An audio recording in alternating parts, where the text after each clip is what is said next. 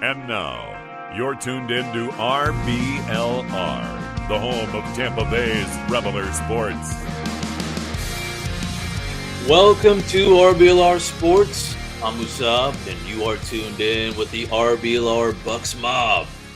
Well, preseason is officially behind us. The roster has been cut down to 53 players, and we are just 11 days away from the regular season kickoff. September is almost here. Fall is right around the corner. Football is back, folks, and life is absolutely fantastic. If you are as excited as we are, hit that like button or that subscribe button. Let's keep the vibes rolling.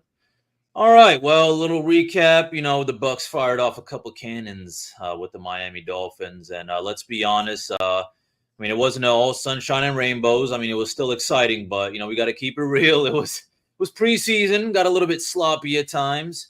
That's why some of these players might not be with us anymore. But just like RBLR, the Bucs mean business.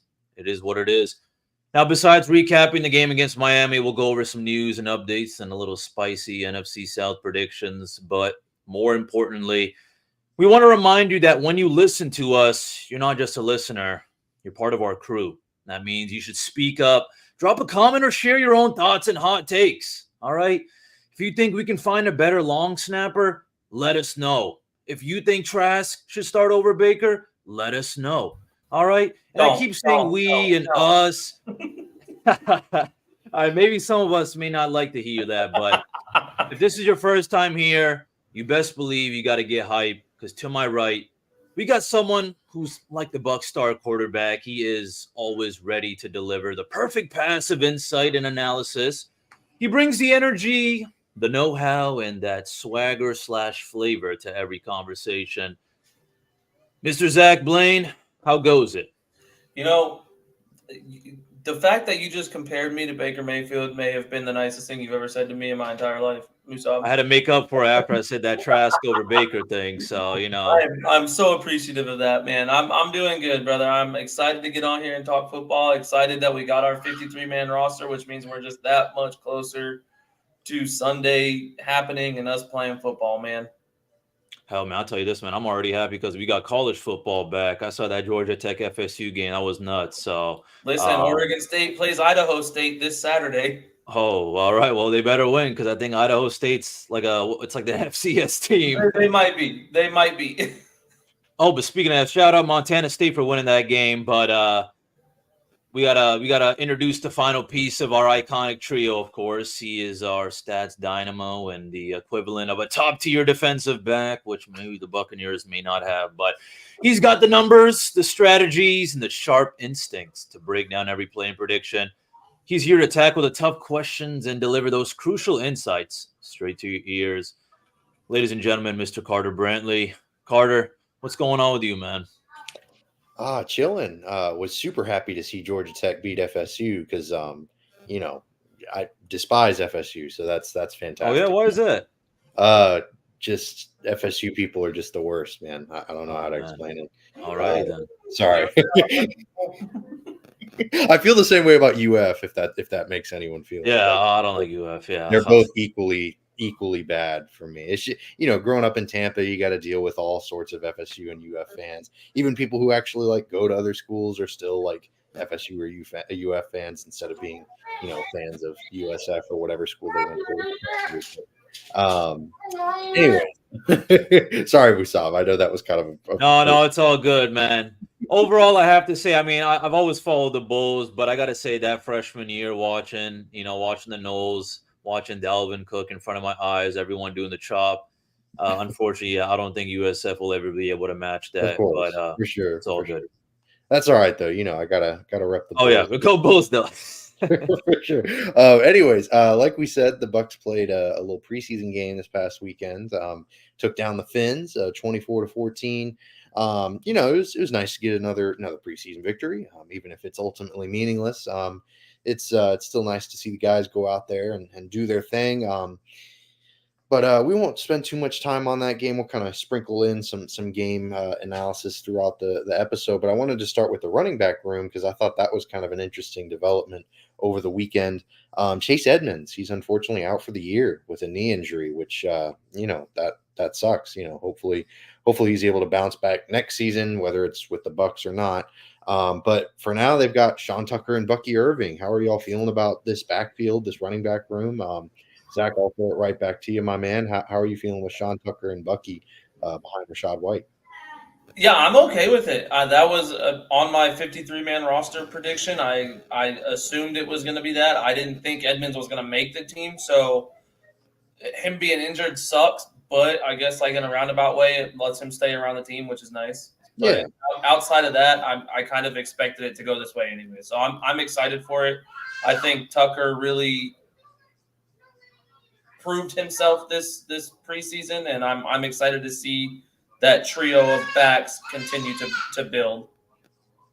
Yeah, absolutely. I mean, they all bring a little something different to the table. White and Bucky can kind of overlap in some aspects, but I think I've been really what's kind of been the thing to see on Twitter, at least Bucs Twitter. Bucky's been really impressive in pass pro, which is really fun because Rashad's definitely going to do his thing, running routes and stuff like that. So I'd be really curious to see if Liam Cohen gets creative with having Bucky and Rachaad White out on the field at the same time, maybe just mix in some two running back shotgun sets or what have you. That'll be really fun to see because, that's not really something that we've seen too much with the Bucs over recent years because they just they haven't had the talent to do that. Right. Yeah. So yeah, that's right. Yeah. That's right. Come on. She was probably thinking about the prospect of, exactly. Leonard Fournette and Ronald Jones taking, I miss those days. Yeah. I really do too. I miss Fournette, but I'm excited to see the Bucky Rachaad duo. I think that it's going to be electric this year. Yeah, I agree. I'm coming around on Bucky quite a bit. I know Musab and myself were both pretty low on Bucky as a draft pick, but man, he's really impressed over training camp and the preseason. Mr. Tariq, how are you feeling? Speaking of Mr. Tariq, how are you feeling about this Sean Tucker and Bucky Irving backfield backup combination? I'm with it, man. This was the three-headed monster. I think I had mentioned a couple weeks ago. I mean, I don't know. I mean, I've never known too much about Chase Edmonds, but what I've kind of just I've come to a conclusion. I mean, this guy was already past his prime. Okay. So I don't know. I mean, and at the end of the day, he didn't really contribute much, I mean, we felt like he should have, but I don't know. So this was kind of meant to be, it's nothing personal. It's just strictly business, and I felt like, Sean Tucker was, he was due to, be actually on the depth chart and make that 53-man roster. Cause I believe, I think last year he was just on the practice squad. Yeah, he spent the majority of the season on that practice squad. I think he came up for a few games, but it was very limited action for sure. So yeah, it's going to be exciting to see him get a little bit more run throughout the year. Absolutely. But for shifting our attention back to the game itself, the starters got some run. Not everyone. Mike Evans didn't play. Levante David didn't play, but Baker Mayfield got a drive in, and Rachaad White and all those guys, but only one drive. It was an immensely successful drive, I will say. It was fantastic. Baker looked great. We'll talk about Jalen McMillan and his miraculous catch in a few moments. But yeah, I was really impressed with the starters. But are y'all surprised they didn't get a little more action than just one drive, or were you kind of satisfied with, hey, it was a really high note, let's leave it at that, call it a day type thing? Mr. Tariq, I'll throw this question at you. Were you surprised the starters didn't get more than one drive? No, I'm not surprised. I mean, they've been keeping these guys moving all week long and all that, I think it was just like, hey, listen, let's just try out what we've been practicing. It was beautiful, the first drive. So they're like, hey, we did what we were practicing or what we practiced. And, the boys got it. So no need to risk it. I mean, it's just preseason, Plus, listen, it's the final preseason game. So a lot of these, kind of, role players or depth pieces, they want to get as much as action as possible. So, you kind of want to respect that as well. Yeah, I mean, for some of these guys, unfortunately, it might be I don't want to say the last time they ever play in an NFL game, but that's unfortunately the reality. So yeah, I totally understand where you're coming from there. And like I said, it was such a successful drive that why not just have it be a one and done situation? It was very interesting and really, really fun to watch them go out there and do their thing. But Mr. Blaine, maybe you disagree.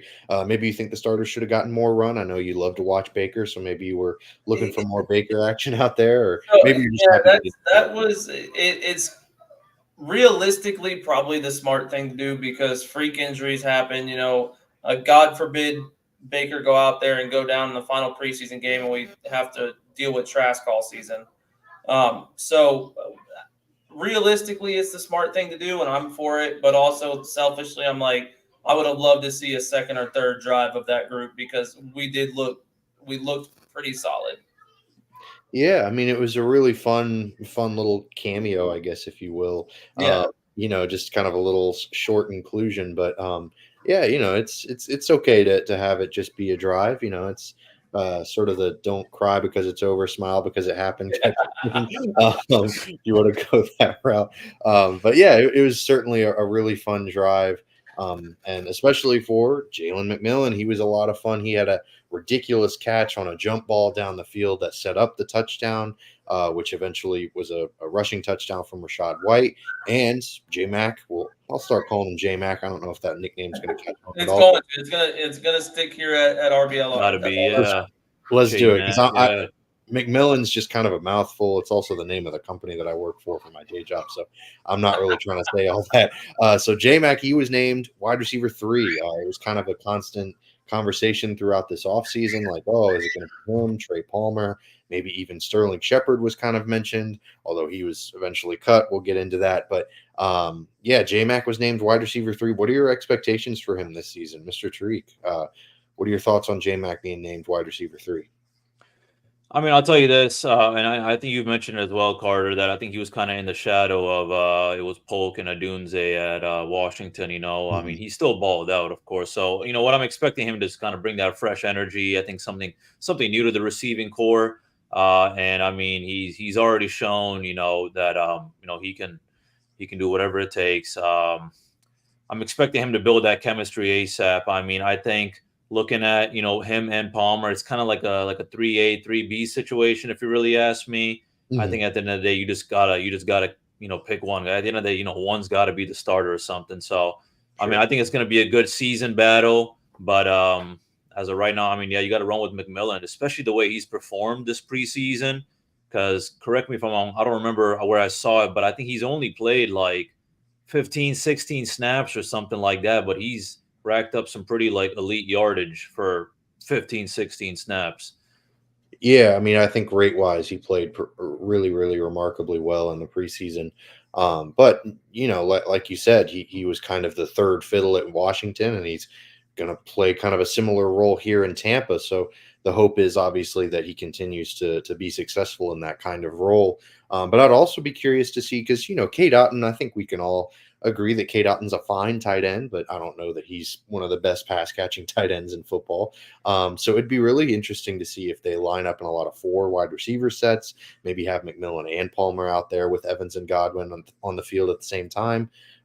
Again, these are kind of interesting, different things that Liam Cohen could bring to the table just because of the personnel that the Bucs have. So yeah, I'd be curious to see how that all plays out. But Mr. Blaine, what are your expectations for J-Mac coming into this season? Well, I think there was one point earlier in the preseason that I said he was going to be our other 1,000-yard receiver this season. Yeah, and it might sound crazy, but I'm still for it. I think that he's ridiculously talented, and I see him and Mike Evans having really big years. Yeah, I'm really excited to see how both of them play, especially together, because I think they both bring sort of different things to the table. Mike Evans, very physical. Same with Chris Godwin. They're both very physical wide receivers. McMillan's more of a clean route runner. So I'm pretty excited to see how he can kind of mix things up. And like Musab said, bring some fresh energy to this wide receiver room. But obviously, J-Mac being named wide receiver 3, we're talking about the starters and all that stuff. But unfortunately, there were also some cuts that had to be made because 53-man rosters came out. They had to reduce the number of players on the roster. Were there any surprise cuts for you, Zach? I know for me, just off the top of my head, I was a little surprised to see Mike Green not make the roster, the interior defensive lineman. I thought they'd carry a few more interior defensive linemen, but I think they're going to stash them on the practice squad, which that's totally fine. But were there any other surprise cuts that that you thought of, Mr. Blaine?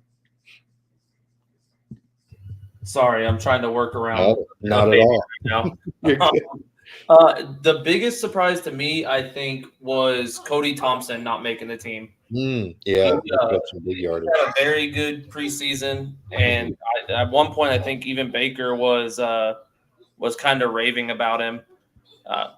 So him and the fact that we only kept 5 wide receivers on the squad was strange to me. Yeah, I'm kind of with you. It was a bit weird that they didn't maybe explore carrying a 6th guy just because special teams is a thing. But I guess they're expecting to be able to fulfill those special teams requirements throughout other positions. They carried quite a few linebackers. I know J.J. Russell was kind of a surprise making of the team for me. 11 defensive backs. Yeah, 11 defensive backs. So they're looking in other areas to fill those special teams requirements, and I kind of understand that a little bit, especially since Sterling Shepard, I think he's going to end up on that practice squad. They can always bring him up if injuries. Yeah, so far I think they've brought Shepard back at wide receiver, Cody Thompson, and Ryan Miller. Yeah, and those are the 3 that I think we all expected to either make the team or make the practice squad. So that's a solid group for sure, because then you can kind of think of it like, oh, well, then they have 8. I don't want to say starting receivers, but 8 rosterable receivers. 8 good receivers that, like you had said, on my prediction, I had all 8 of them making the team. Yeah, which that happens. But Mr. Treek, how about you, man? Anyone we didn't mention that you thought, oh, I'm kind of surprised he didn't make the team?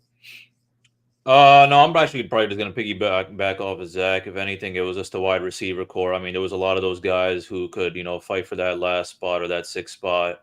It was all kind of fair game to me. For me, it would be really hard to pick them.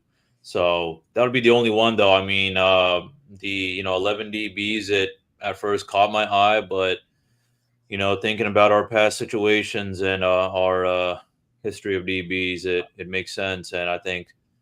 Who knows? Maybe perhaps we're just trying out a whole different approach. Maybe Todd Bowles has now decided. Now I'm just going to really try some new things out on the defense. Focus on the defense, putting maybe more trust in Liam Cohen. I don't know, but yeah.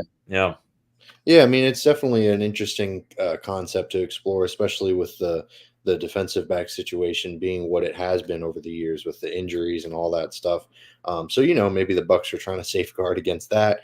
They also understand that Zion McCollum, while I'm sure they believe in him and they're excited to see what he can do, they also understand that he's limited. He's probably not going to exactly be Sauce Gardner out there, to say the least. So maybe they're kind of building in some insurance plans in case Zion McCollum struggles early on and they need to make a change.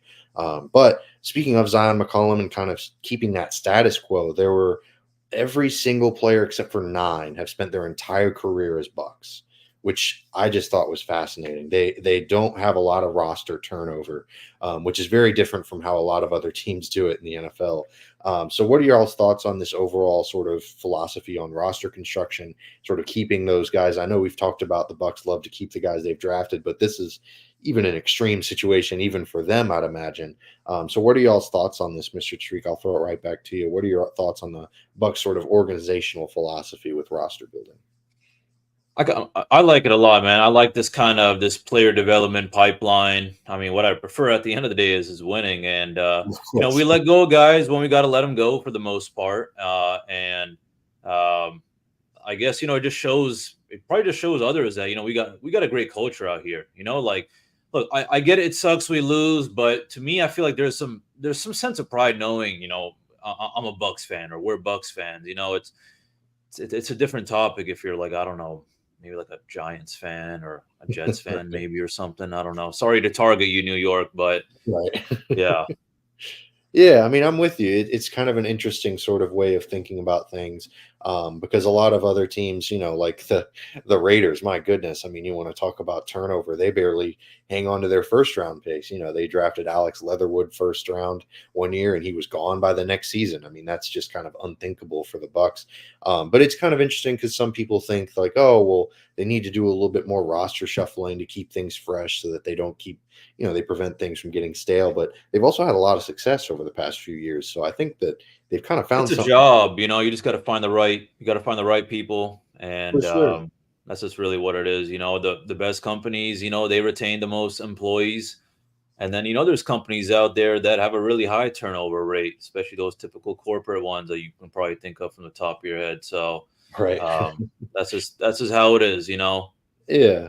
And I mean, I think Jason Light wants to also emphasize that he believes in their scouting department, and Hmm. rightfully so. They've done a solid job with a lot of draft decisions. So, he wants to reward that faith and reward his own players that he drafted with their success, by keeping them around, giving them contract extensions, stuff like that. So I thought it was kind of an interesting topic to explore. Mr. Blaine, I know you might feel differently, especially with the secondary, especially. But what are your thoughts on the Bucs sort of keeping things Oh, homeostasis, I guess?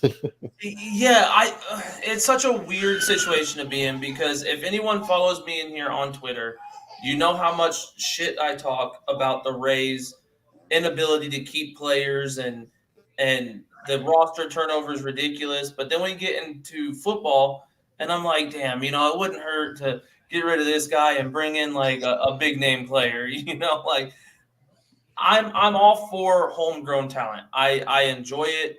I think to a certain extent, though, you got to know when to give up. Like, bring in an established DN because, respectfully, JTS probably isn't the answer there. Bring in an established corner because Zion McCollum probably isn't the answer there. I agree, Hazel. Yes, it's that bad. Um, but but it just I think there's certain situations where like I love keeping the people that we drafted and that we signed as undrafted free agents. But there's some people that I wouldn't mind letting go of and bringing in more explosive talent. Sure. Yeah. I mean, more established talent for sure. That's definitely a good point. Poor Hazel's just crying thinking about the prospect of Zion McCollum starting at the outside cornerback position all year. But yeah, I mean, it's definitely it's definitely an interesting concept to sort of explore. But to finish out this first half of the episode, I wanted to talk about some additions that or I guess, yeah, a few additions that they made. Royce Newman, he's an offensive lineman, an interior offensive lineman from the Packers.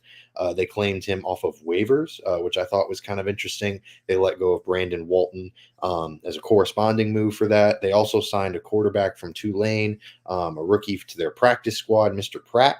And Wolford is out. He is now a free agent. Kyle Trask quote unquote, won the backup quarterback battle.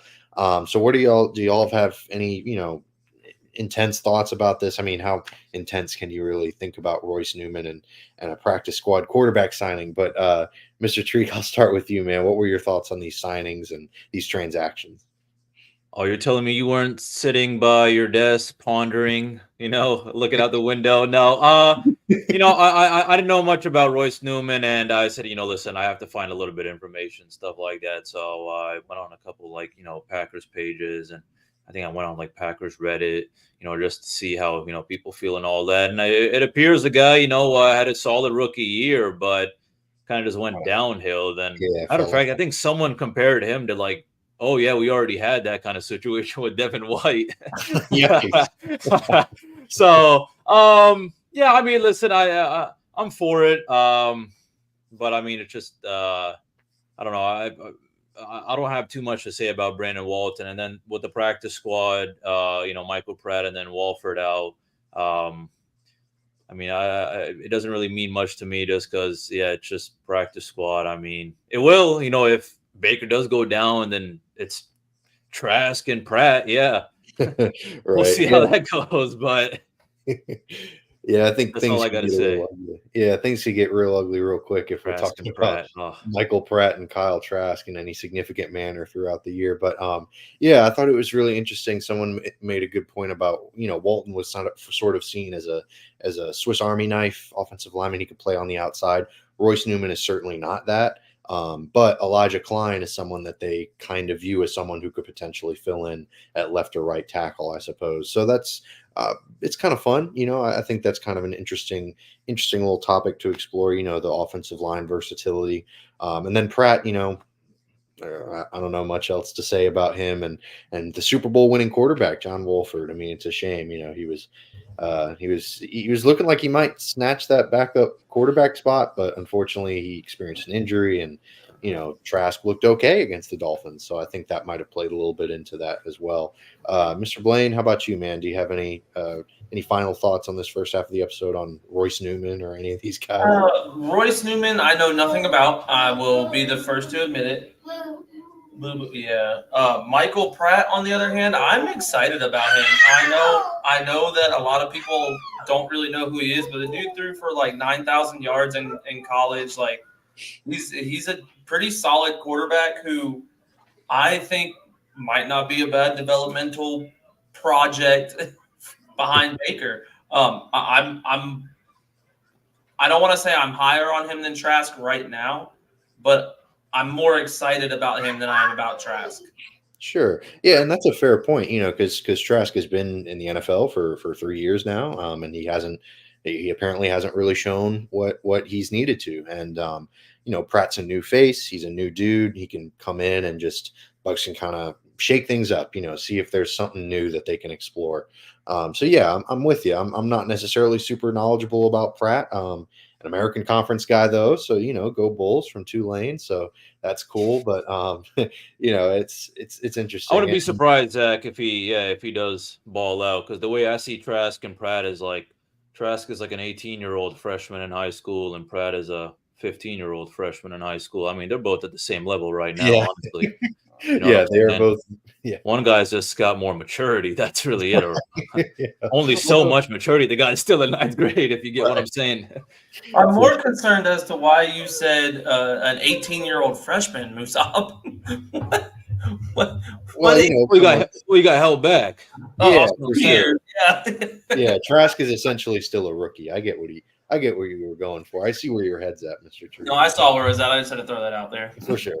But if you're looking for the anti-Trask and the anti-Pratt for your wardrobe, if you're looking for like a Baker Mayfield caliber, option for your clothing, then definitely head to the shop.rblrsports.com website. We've got it all. We've got some really, really great stuff on there.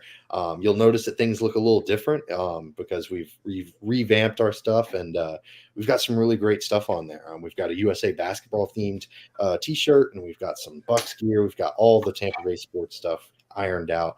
So if you're looking for some more gear to show your fandom, definitely check it out. And we'll give you a promo code that's Cannon, CANNONS. Type it in for 10% off your entire order. All right. So in this second half of the episode, we're going to get into some division stuff, kind of looking around the division just to talk about some fun stuff there. But before we do that, I'd love to start with kind of a fun little segment. It's right to be wrong. I'm kind of calling it like that. And it's sort of a player that I want y'all to focus on or talk about that you're high on, but you're okay with saying, I might have overly ambitious expectations for this guy. And I'll kick things off. Chris Braswell. I'm really high on this guy. I think he's going to have a really fun year because he's going to get ample opportunity, with JTS and Yaya being who they are, JTS especially. I think Braswell is going to get a bunch of opportunities to show what he can do. And I don't know. He's really exciting when you watch his college tape. And the Bucs spent a second-round pick on him. He's not exactly a diamond in the rough kind of thing, but or a hidden gem, as Musab would say. But I'm pretty excited about him. And even if he doesn't necessarily end up working out this year, I'm still excited about his future moving forward. Mr. Treek, how about you, man? Who's your guy for this segment? I'll probably just go with Tyke Smith. I think I'm high on him because I feel like, the Bucs got him for a reason. I feel like I was thinking the same thing. I know Zach was also quite frustrated with the Tyke Smith choice, which was, we wanted a cornerback and, we got this safety, you know what I'm saying? So I'm just high just because, this guy's coming from Georgia. Bucs picked him pretty early. I think it was third round. Mm-hmm. Third round. If I'm wrong, third round. So, he's a third rounder for a reason. And, hopefully he balls out. But it could take time. And I'll tell you this, it's not easy being a DB. And our DB room has quite a, I don't know if I want to call it a turnover rate or just a failure rate. Maybe that's what I want to say. So, yeah. Not very successful. I get I get your point. Yeah, for sure. Mr. Blaine, how about you, man? Who's your guy that you're okay with being wrong about, but you're excited? Bucky Irving, because I mean, I think he's going to be solid, but if I'm wrong, it's okay because he played for Oregon. I knew that was coming. I mean, respectfully, I hope he's good. I think he's going to be pretty good. But if he's not, it is what it is. We didn't draft him too terribly high. Yeah. No. And he's an Oregon Duck. So if he flames out, and I go, I told you guys, Oregon can't do anything. Like, we're good. Yeah. No, I'm pretty excited for both of those guys as well. I think looking back, I've definitely come around on a lot of these Bucs draft picks these past year. I think they're going to have a really, really nice season for a lot of these rookies because, the way that these Bucs teams operate, they're going to give young guys a lot of chances to either succeed or fail, and some of them are going to fail, unfortunately. But, I think that all three of these guys that we just mentioned are going to be, a lot of fun to watch for good or bad, for better or for worse. They're going to be interesting things to follow, interesting storylines to follow as this season goes along. But now we'll take a look at around the division one last time before the regular season begins. Who do y'all have as sort of a surprise team, either good or bad? If you think that, maybe it'll be surprising that they take a big step forward or maybe it's surprising how bad they are. Mr. Tariq, I'll start with you, man. Who's your surprise team for either direction? I just think I don't know exactly how to say it because I don't want to just generalize this idea, but I just think the Falcons are just not going to do what people think they will, especially with like the Kirk Cousins signing and people believing in Bijan Robinson and Kyle Pitts and the rest of their young core like Drake London, for example.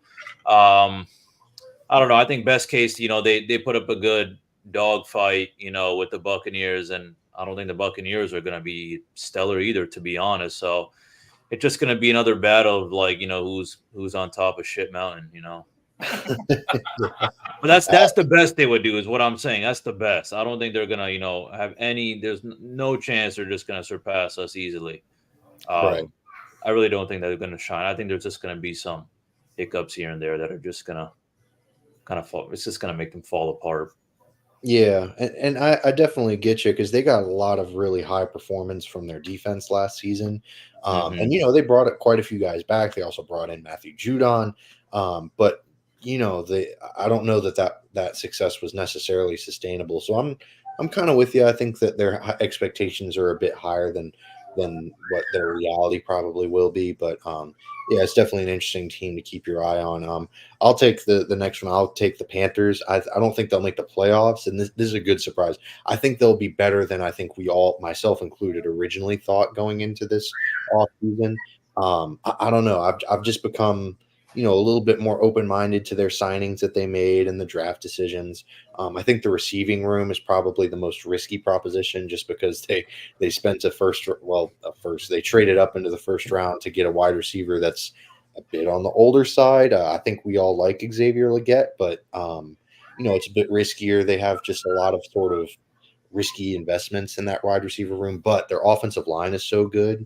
And Dave Canales, I think, is going to do a great job as sort of the de facto offensive coordinator. He's going to do a great job with Bryce Young in that offense.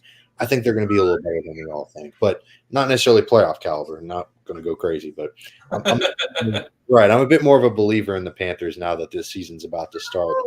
But how about you, Mr. Blaine? Who's your sort of surprise team? I think the Saints are going to suck. Ooh. Yep, that's right. Okay. They're a boo-boo in the NFC South.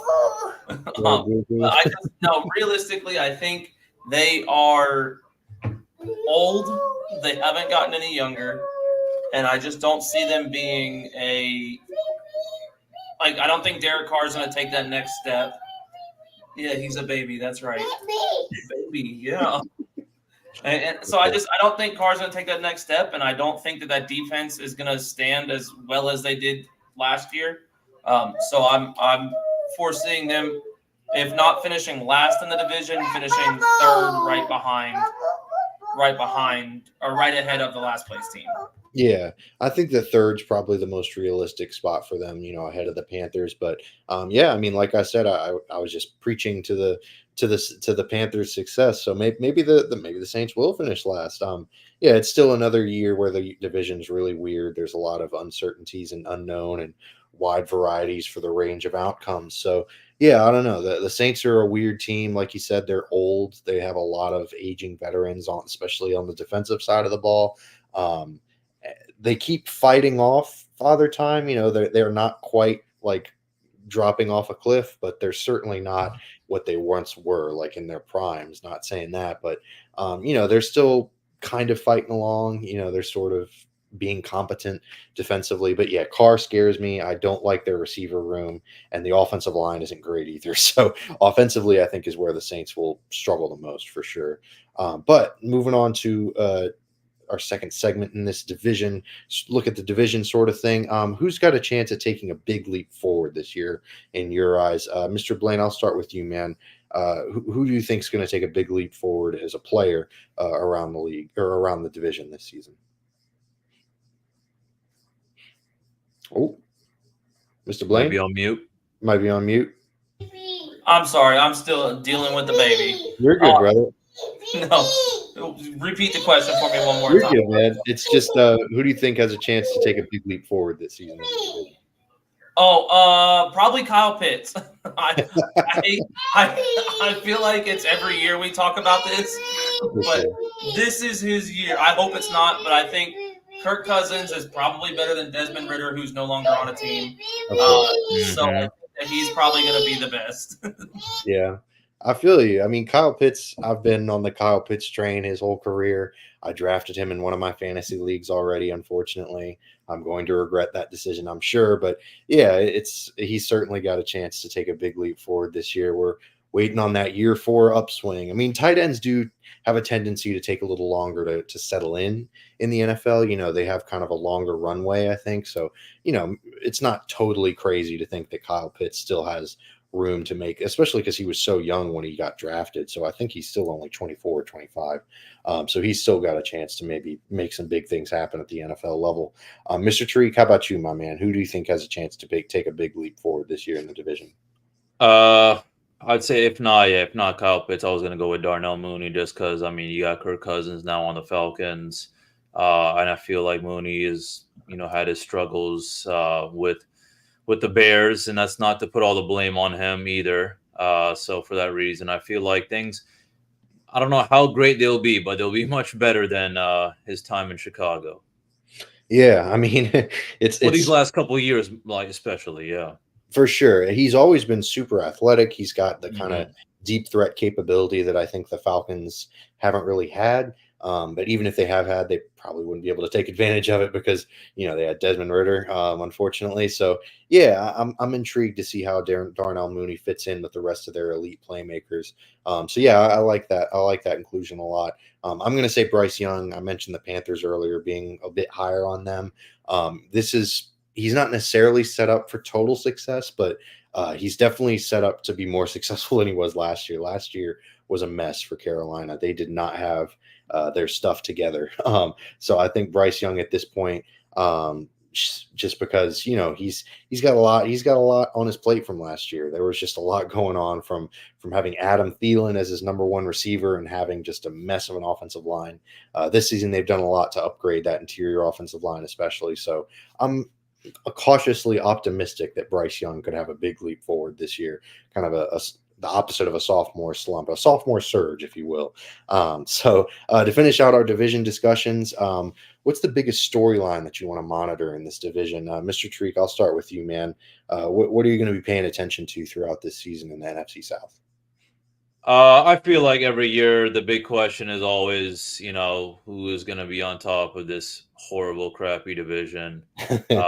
So I feel like that's always a big thing. But I guess if I want to be a little bit spicy, I'd say maybe, does Bryce Young have another crappy year, and maybe the blame's not on the organization, and maybe Andy Dalton could, take over. I don't know. That's kind of my little hot take or something. I feel like all the QB rooms in this division are very interesting. I'll say that.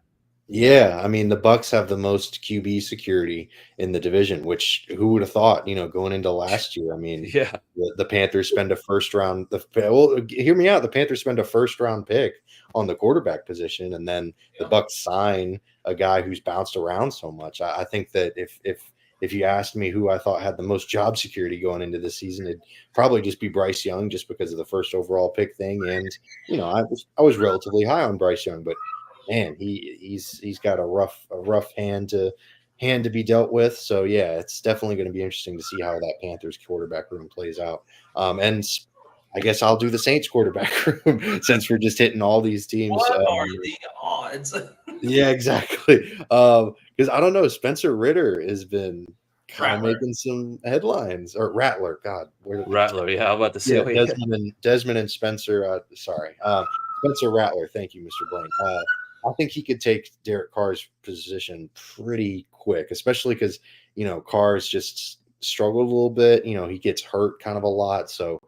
Even if Carr isn't necessarily benched for underperformance or anything, Rattler could come in just because Carr had experiences an injury, especially with that awful offensive line. And then, maybe Rattler takes it over and he kind of takes the job from him. I know you're not supposed to lose your position from being hurt, but it happens. So Rattler could be. Brady got his start. Yeah, for sure. Absolutely. So yeah, Spencer Rattler is the name to watch and the storyline to watch for me. Mr. Blaine, how about you, man? What's your biggest storyline to watch in this? I mean, believe it or not, I'm going to go with Atlanta's quarterback room. Whoa. Okay. Yeah. You know what? Honestly, I'm with you, especially because it's not even necessarily like I'm not low on Kirk Cousins, but when you spend that high of a draft pick on a quarterback, yeah. Cousins has 2 or 3 bad games, and then your fan base is going to start freaking out. Yeah. So sure. That's the thing for me. Is not even necessarily how bad like Kirk Cousins could be.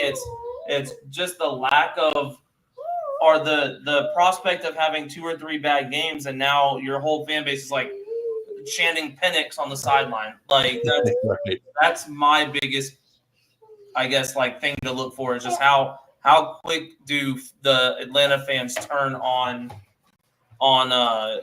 Kirk Cousins? Yeah, I mean, he's getting paid a lot of money, so it's kind of tough. But I'm with you. It's an interest. You don't spend a first round pick on a position and just close your mind off to them playing at all their rookie year. So yeah, and the Falcons aren't. They don't have a super high success rate with any position really recently. They've been kind of struggling. So, it's the Falcons. They're going to do their thing. So if any team is going to make a mess of things, it'll be them. So yeah, I'm really interested to see how Penix and Cousins sort of coexist. And Penix is also a bit old, for a rookie. He's, I think, 24, maybe 25. So it's kind of interesting for that to kind of play into things. Maybe the Falcons are okay with putting him into that situation because he's been through it. He's been through it in college. So, obviously NFL is a different animal and all that stuff, but he's dealt with his own share of adversity for sure. So, stepping into an awkward situation with that quarterback room is probably not the most excruciating thing he's ever dealt with. So it's definitely something to monitor for sure. But we're coming towards the end of our episode. We really appreciate y'all for tuning in. Definitely sticking around with us. And before we go, if you want to support the podcast and give us some help, we'd love it if you could vote for the best of the Bay. We'd really love to win this best podcast section. You can vote daily, once a day, as much or as little as you'd like, basically in that parameter. It's under the entertainment section. It's alphabetical, so you just got to maybe scroll a little bit depending on if you're using a phone or a tablet or a computer or whatnot. But yeah, you can vote for us once a day. We'd really appreciate it. Link in the description and in all of our socials. You can find it anywhere. Which, speaking of socials, give us a follow at RBLR Sports and at RBLR Bucs. We'd greatly appreciate it. But we will see y'all next week. Games don't start yet, but after next week, then we'll have some games to talk about, and that's going to be real exciting. They're going to be taking on those Washington Commanders in Week 1. So we'll be back at you next week, and we'll have kind of a regular season preview for the Bucs. But until then, go Bucs. Go Bucs.